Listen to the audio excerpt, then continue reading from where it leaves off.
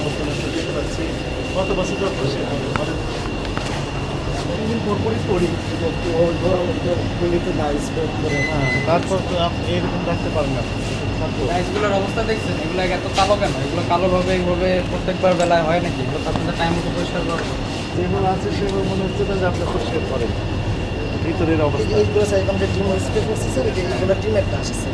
এটা স্যার ওই যে কেকের রেসপন্স একের স্পান। জি। এখানে একটা রং দিয়েছে, তাই না? জি স্যার। রংটা কোথায়? আছে স্যার। চলে, রংটা দেখুন। জি স্যার। এগুলো কি আছে?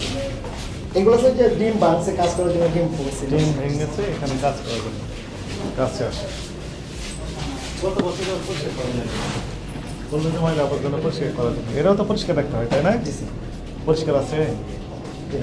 হাইজেন মেনটেন করেছে? কি আছে ভিতর? এটা স্যার ওই যে ভেজিটেবল ফ্যাট। ভেজিটেবল ফ্যাট, জি। মেয়াদ আছে না নেই? স্যার ম্যাথ আছে স্যার। দেখেছেন যে তেলাপোকা আপনি দেখতে পাচ্ছেন?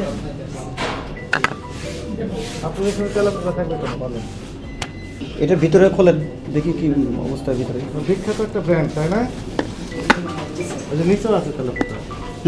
পুরোটাই ওই পাশ দিয়ে বেড়াচ্ছে, সব খোলা খোলেন। ডিমের স্যার ডিম ওয়াশ করছে স্যার, ওই যে ডিমের কিছু ময়লা পড়ছে স্যার। ময়লা এরকম ভাবে পড়ে আছে, খুব ভয়ানক কথা। Very sad. কে বললেন প্রতিদিন ক্লিন করতে হবে, কিন্তু